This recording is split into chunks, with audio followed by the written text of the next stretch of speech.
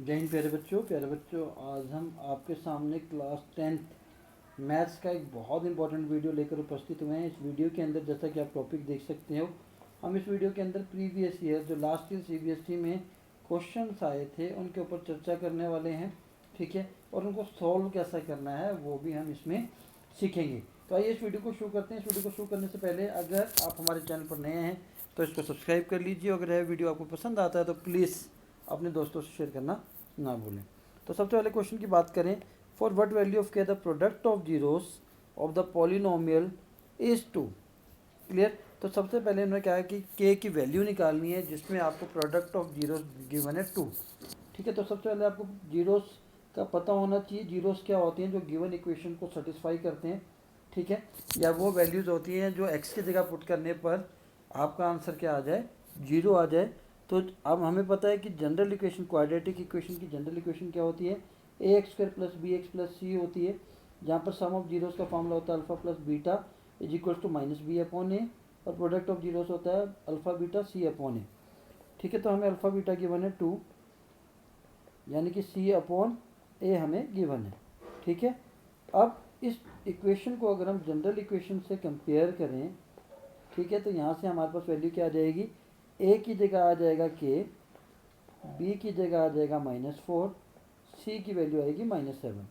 तो हमें कुछ नहीं करना, सी और ए की वैल्यू पुट करनी है। सी की वैल्यू -7 है, ए की वैल्यू के है, तो इसको हमने किसके इक्वल कर दिया? 2 के इक्वल कर दिया। फर्दर के को जब 2 के साथ इंटरचेंज किया तो आंसर आ जाएगा -7/2। ठीक है, तो यही हमारा आंसर है, option number B. Question number 2 पर चलते हैं। एचसीएफ की बात की गई है। एचसीएफ क्या होता है? हाईएस्ट कॉमन फैक्टर होता है, हाईएस्ट कॉमन फैक्टर। ठीक है, ठीक। फैक्टर क्या होता है? ऐसा नंबर होता है जो गिवन नंबर को एग्जैक्टली डिवाइड कर दे। फॉर एन एग्जांपल 6 के अगर हम फैक्टर की बात करें तो 6 के फैक्टर कौन कौन से होते हैं? 1 2 3 एंड 6। ये 4 नंबर हैं जो 6 को एग्जैक्टली डिवाइड कर देंगे और रिमाइंडर क्या बचेगा? 0। तो हमें हाईएस्ट कॉमन फैक्टर निकालना है 132 और 77 का। इसके दो मेथड हैं। तो पहला पे मेथड हम प्राइम फैक्टराइजेशन मेथड से कर लेते हैं। ठीक है, 132 का और 77 का हमें क्या निकालना है? Prime factorisation.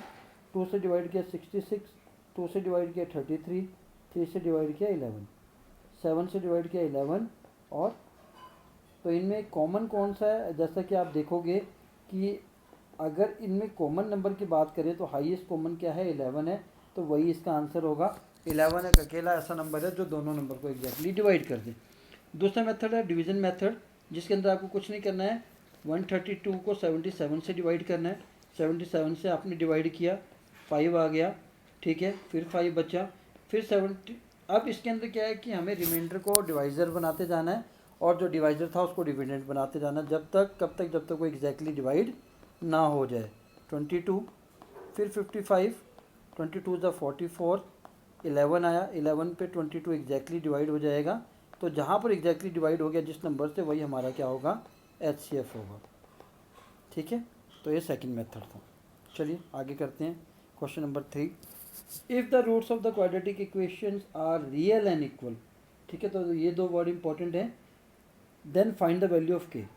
तो जब भी ऐसा क्वेश्चन आता है क्वाड्रेटिक का जिसमें आपको रूट्स दिए हैं, रियल इक्वल दिए हुए हैं या अनइक्वल और रियल दिए हुए हैं, तो उसकी कंडीशन है उस केस में आपको डिस्क्रीमेंट फाइंड आउट करना होता है। ठीक है, डिस्क्रीमेंट का मतलब होता है डी, जिसको हम कैलकुलेट करते हैं b² - 4ac से। इसका फार्मूला आपको पता होना चाहिए। b² - 4ac को डिस्क्रीमेंट कहा जाता है। b² - 4ac अगर 0 से बड़ा है तो दो अनइक्वल रूट होंगे और रियल हो गए। ठीक है, इक्वल टू 0 है तो रिपीटेड है, यानी कि इक्वल रूट्स हैं और रियल हैं। और अगर लेस देन 0 है तो रियल रूट होंगे ही नहीं।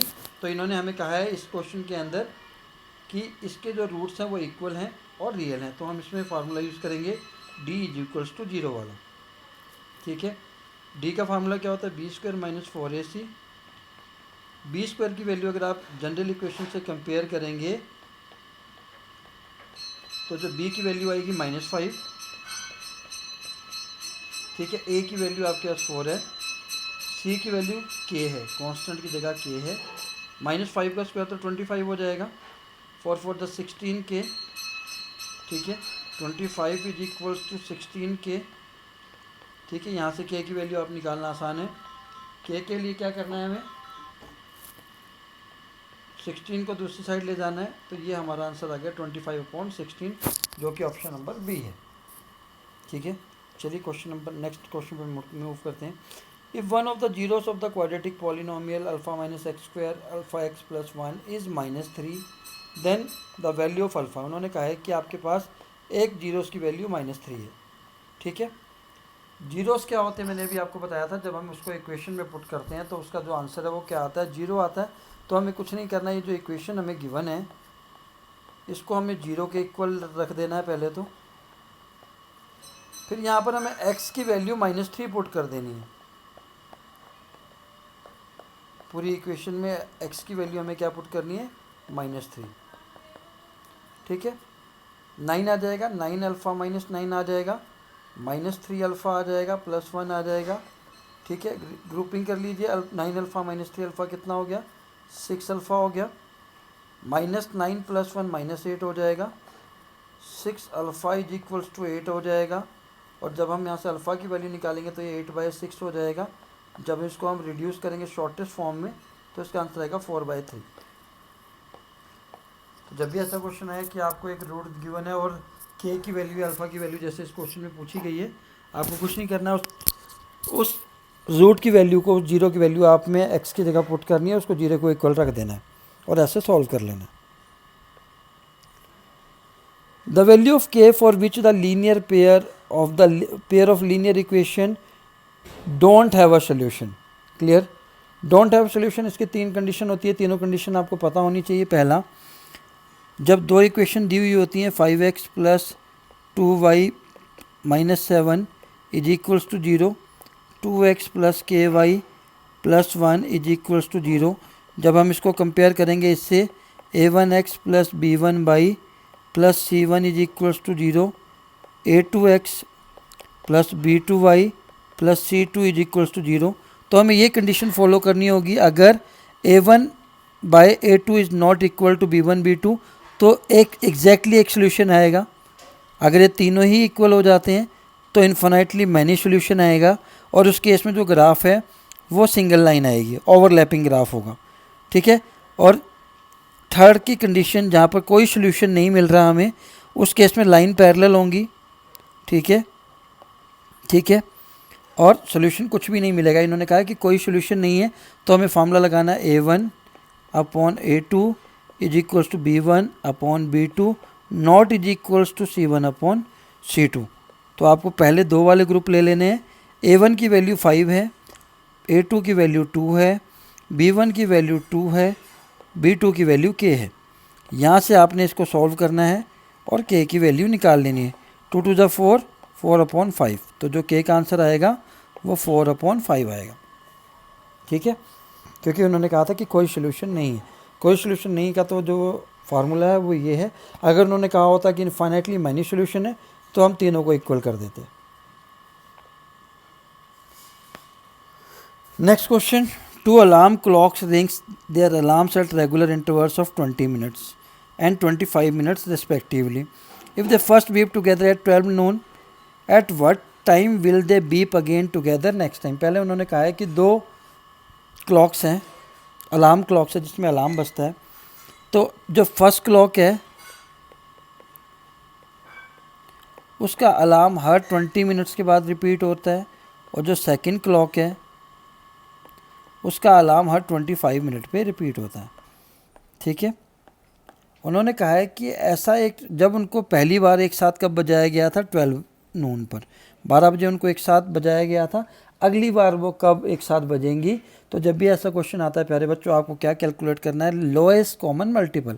क्योंकि उन्होंने कॉमन टाइम पूछा है, कॉमन टाइम का मतलब होता है सबसे कम टाइम कौन सा होगा, तो वो निकालना है आपको लोएस्ट कॉमन मल्टीपल किसका, 20 और 25 का आपको लोएस्ट कॉमन मल्टीपल निकालना है। तो उससे स्टार्ट करेंगे, वही प्राइम फैक्टराइजेशन मेथड,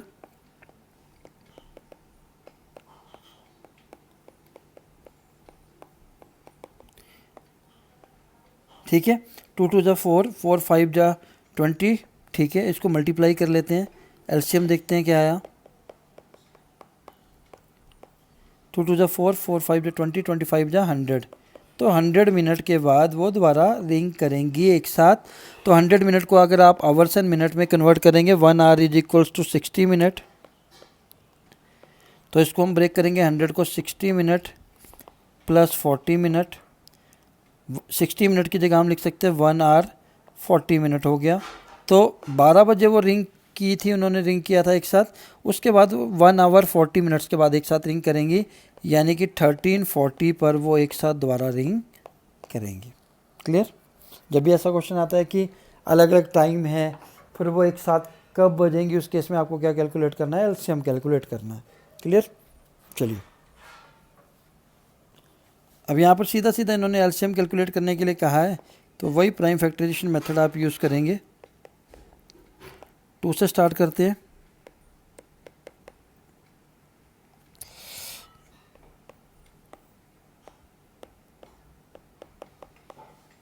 अब किस पे जाएगा? 5 पर, क्योंकि 2 से नहीं जाएगा।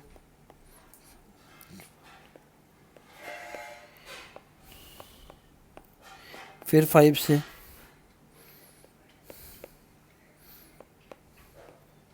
फिर 5 से, अब 17 से। तो इसका सही आंसर रहेगा 2 multiply 2 multiply 5 multiply 5 multiply 5 into 17। ठीक है, इसको अगर हम पावर में लेके जाएं, 2 की पावर 2, 5 की पावर 3, 17। तो यहाँ पर ऐसा कुछ है, ये नहीं है, ये भी नहीं है, ये भी नहीं है। इसको मल्टीप्लाई करके सॉल्व करते हैं एक बार। 4 125 4, ये हो गया 500 इंटू 17। तो ऑप्शन बी सही होगा। क्लियर? ये के क्वेश्चन आ गया एपी वाला। ठीक है, अर्थमेटिक प्रोग्रेशन। ठीक है, प्रोग्रेशन का जो फार्मूला है वो एनथ टर्न का फार्मूला होता है, A N is equals to A plus N minus 1 D, जहाँ पर ए क्या है? फर्स्ट टर्म होती है आपकी। ठीक है, A1 लिखा हो या A लिखा फर्स्ट टर्म होती है, D कॉमन डिफरेंस होता है। ठीक है, और AN क्या है? Nth term. अब कॉमन डिफरेंस क्या होता है आपको ये पता होना चाहिए। जैसे कोई सीरीज़ है मेरे पास 1 3 5 7 9, आप 3 में से 1 को माइनस करेंगे तब भी 2 आएगा, 5 में से 3 को माइनस करेंगे तब भी 2 आएगा, 7 माइनस 5 करेंगे तब भी 2 आएगा। यानी कि जो कॉमन जो डिफरेंस है सभी का वो कॉमन है, यानी कि सेम है। तो इसको कहते हैं डी। ठीक है, अब क्वेश्चन पढ़ लेते हैं एक बार। क्वेश्चन क्या है? In an A P if D is equals to -4, यानी कि कॉमन डिफरेंस दिया है -4, और ए 7th टर्म दी हुई है। ठीक है, 7th टर्म दी हुई है 4। ठीक है, यानी कि ए एन की जगह अब हमें क्या करना है? 7 पुट करना है। पहले आपको फॉर्मूला लिख लेना है, ए प्लस एन माइनस 1 डी। ए की जगह 7 पुट किया, ए प्लस 7 माइनस 1 डी, ए 7 हो जाएगा, ए प्लस 7 माइनस 1 हो गया 6 डी। ठीक है, तो इन्होंने 7th टर्म ऑलरेडी आपको गिवन है, कितनी दे रखी है? 4 दी हुई है। तो ए 7 की जगह मैंने भरा 4। ए की वैल्यू आपको कैलकुलेट करनी है, डी की वैल्यू आपके पास -4 है। इनको मल्टीप्लाई किया तो -24, -24 को उधर लेकर जाओगे तो +24। तो ए की वैल्यू आ जाएगी 28। क्यों? क्योंकि 4 + 24 हो जाएगा, तो इनको प्लस किया तो 28 आ जाएगा। तो ए की वैल्यू कितनी आ जाएगी? 28। Clear? Which of the following equation has 2 as a root? तो मैंने पहले भी बताया था जीरोस और रूट क्या होती हैं, जो गिवन इक्वेशन को कम्प्लीटली सेटिस्फाई करती हैं, और जब हम उस वैल्यू को एक्स की जगह पुट करते हैं तो उसका आंसर क्या आता है? 0 आता है। तो आपको क्विकली वही करना है, पहले ए में पुट करके देख लिया, 2 की पावर 2 4 -8 + 5। ठीक है, 5 + 4 9 -8 1, तो इसका आंसर 1 आया। ये सेटिस्फाई नहीं कर रही। सेकंड की बात करें, बी की, 4 + 6 -12, 10 -12 -2 आया, ये भी सेटिस्फाई नहीं कर रही। सी की बात करें, 4 2 = 8 -14 + 6, 8 + 6 14, 14 - 14 0। सी वाली फॉलो कर रही है। डी को भी चेक कर लेते हैं एक बार।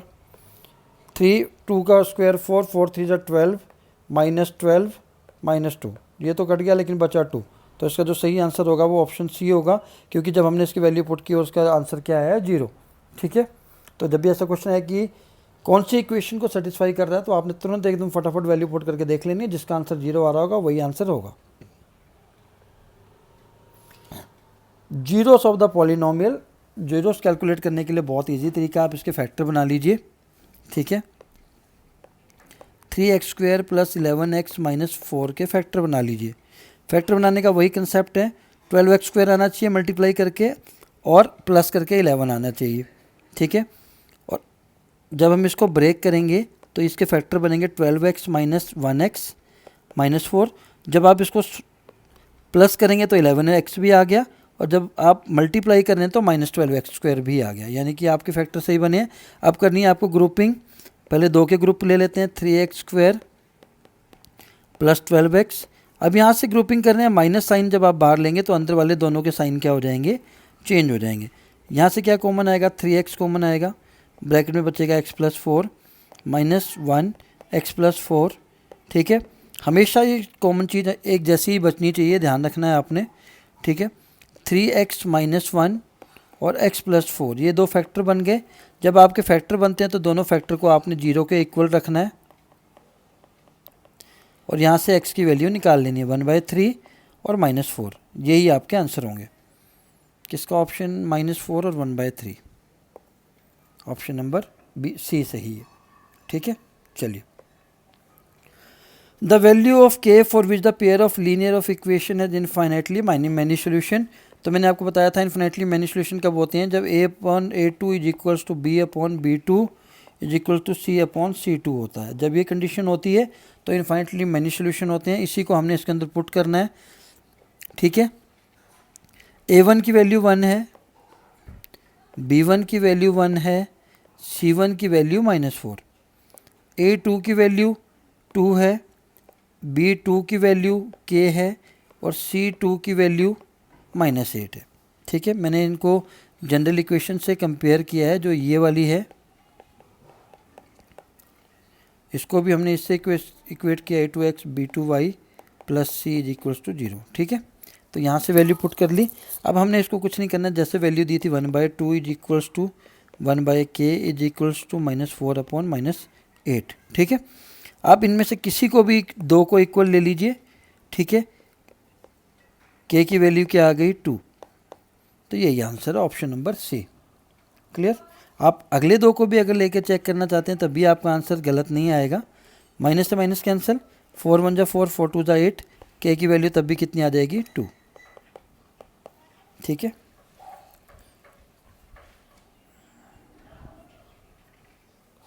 अगले क्वेश्चन पे चलते हैं। तो ये वीडियो हमारा यहीं ख़त्म हो गया। तो प्यारे बच्चों, आशा करता हूँ कि आपको यह वीडियो पसंद आया होगा। अगर पसंद आया तो इसको प्लीज़ ज़्यादा से ज़्यादा लाइक करिए, और अगर अभी तक आपने हमारे चैनल को सब्सक्राइब नहीं किया तो प्लीज़ इसको सब्सक्राइब करना ना भूलें। आज के लिए इतना ही, फिर मिलते हैं नए वीडियो में नए टॉपिक और नए इंपॉर्टेंट क्वेश्चन के साथ। तब तक के लिए जय हिंद, जय भारत।